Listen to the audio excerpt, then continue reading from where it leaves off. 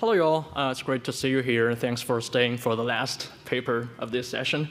I'm Yan, and I'm from the University of Michigan. I will be presenting our work Side-Eye, and specifically, I will explain how sound information can leak into camera outputs and allow adversaries to eavesdrop on sound using still images and videos. So why does sound information leak into cameras? The simple answer here is essentially sound is just a vibration of objects.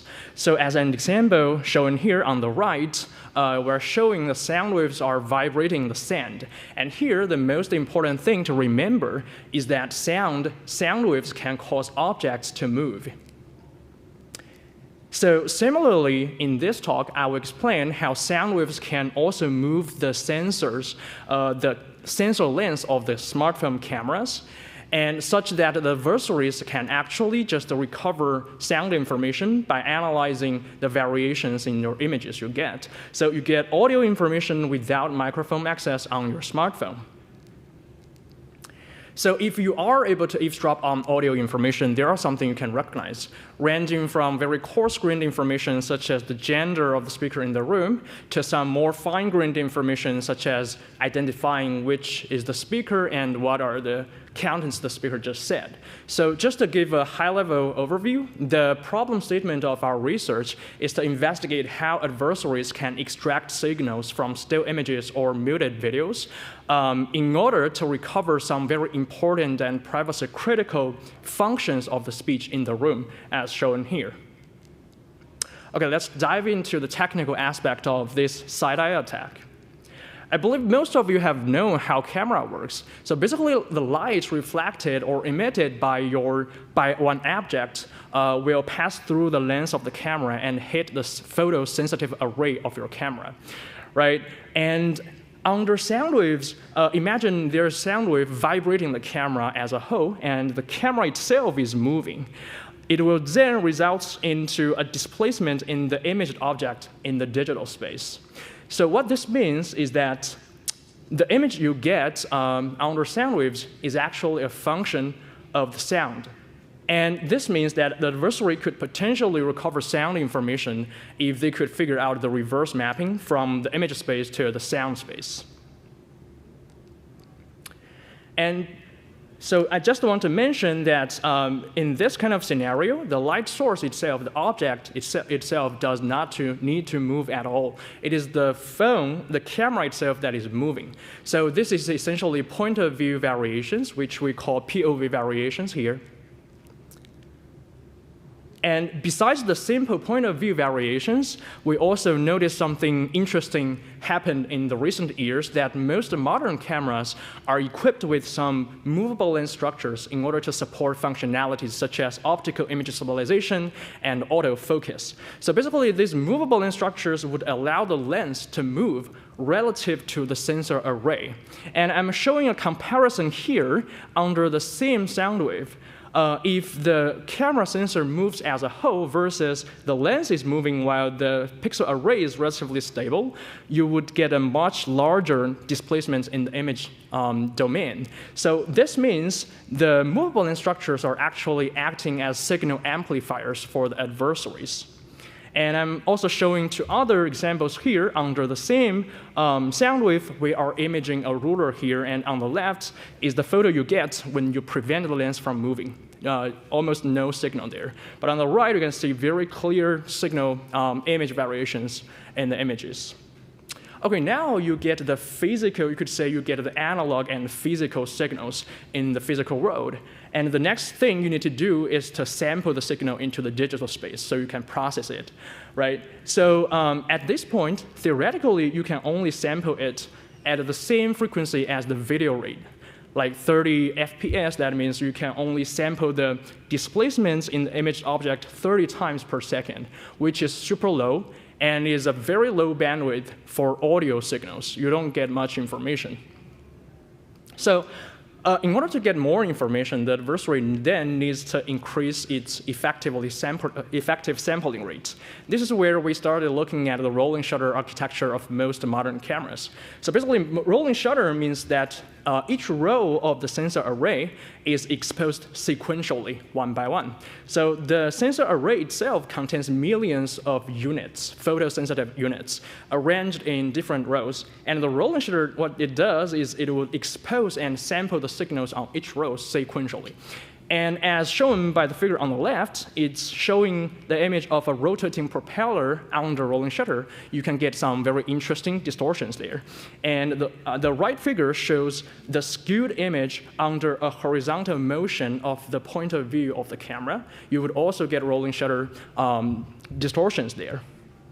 So that means if the adversary actually understands the rolling shutter architecture, they can design signal extraction algorithms to more effectively extract the information to increase their effective sampling rate, just as what I'm showing here.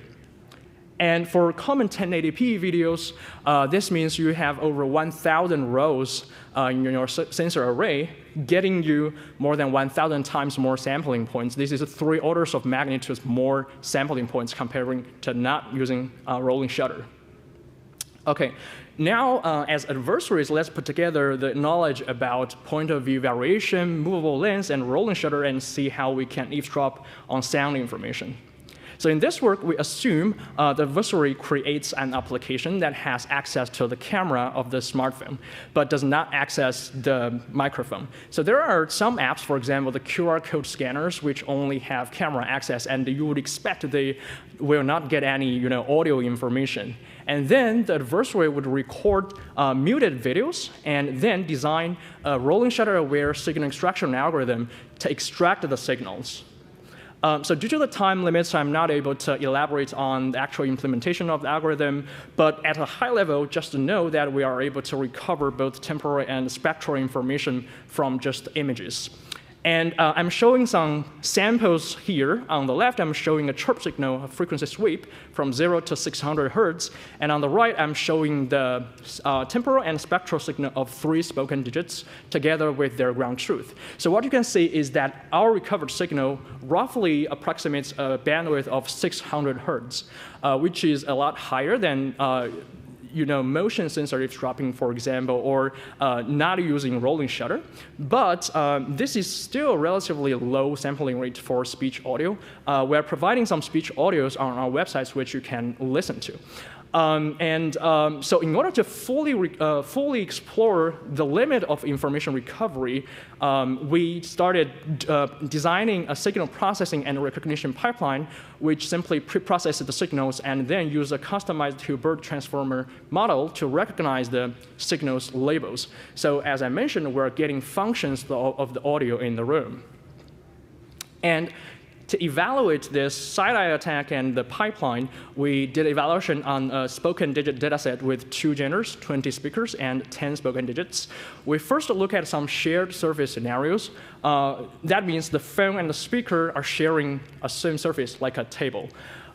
As I'm highlighting here, the recognition accuracies are significantly higher than random guess accuracy, meaning that there's non-trivial or even significant information in the signals we have extracted. I also want to mention that on the same table, the distance actually doesn't matter much. Like within several meters, we found pretty high accuracy, and even the accuracy does not decrease monotonically with the increase in distance, which is kind of interesting because of the mechanical structure here. And besides the same surface scenario, we also looked at some different surface scenarios, and you can also see the accuracies are still higher than random guess accuracy. For example, when the phone is in the pocket of a shirt or the pocket of a bag, or even the phone and the speaker are on 2 different surfaces or in 2 different rooms. And finally, we looked at some mitigations, including those that can be carried out by users, for example, using lower quality cameras or adding dampening materials under a phone, which we found out could affect the usability a lot, but does not decrease the recognition accuracy proportionally. So we also looked at some mitigations from the camera design perspective that aim to address the rolling shutter problem and the movable problem respectively. For example, for addressing the rolling shutter shutter, you could potentially randomize the sampling of each row of the sensor array. And what we found out is the mitigations that are most effective are those that prevent the lens from moving when they are not supposed to. For example, using a tougher spring to suspend the lens, or completely lock the lens when they are not supposed to move. And combining multiple of these mitigation methods could further reduce the recognition accuracy to random guess range, meaning there is little information left in the images. Okay. The two main takeaways for our work is, first, acoustic information can leak into muted videos of smartphone cameras in the form of point of view variations. And movable lens amplifies signals, and rolling shutter could effectively increase the sampling rate of signals. And please take a photo of the QR code so that you have access to our audio sample that you can listen to. And I'd love to take any question you may have. Thank you.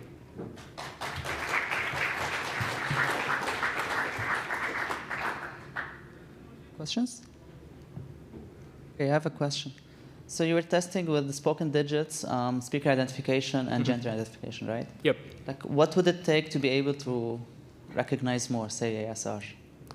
Say what? Sorry. Say like speech recognition. Is that even possible, or what would it take? It is indeed possible. I would really encourage you to listen to the audio sample here. Okay. So basically, what you would get is some tones and low frequency vowels, but the high frequency consonants are lost. As you can see, like with the spoken digit data set, we're evaluating it on like a closed world data set, right? So you can get an accuracy.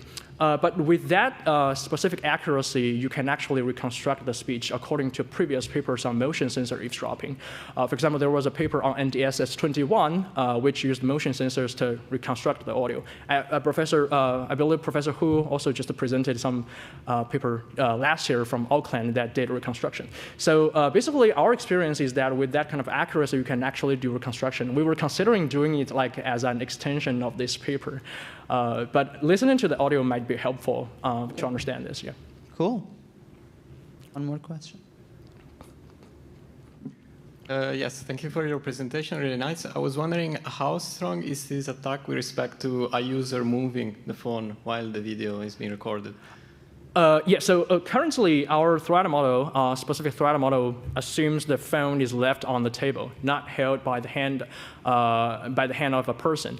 And we also found out actually like the body of a person is actually a very bad medium to propagate sound waves. So when a person is holding a hand, it's actually pretty difficult, and especially when it's moving. But I do want to mention that the motion of people is lower frequency, right? They're at different frequency ranges, so you can potentially filter out the low frequency signals. We actually have another paper in a workshop that uses this type of thing to extract your hand motions as a biometric to identify the person that is holding the camera.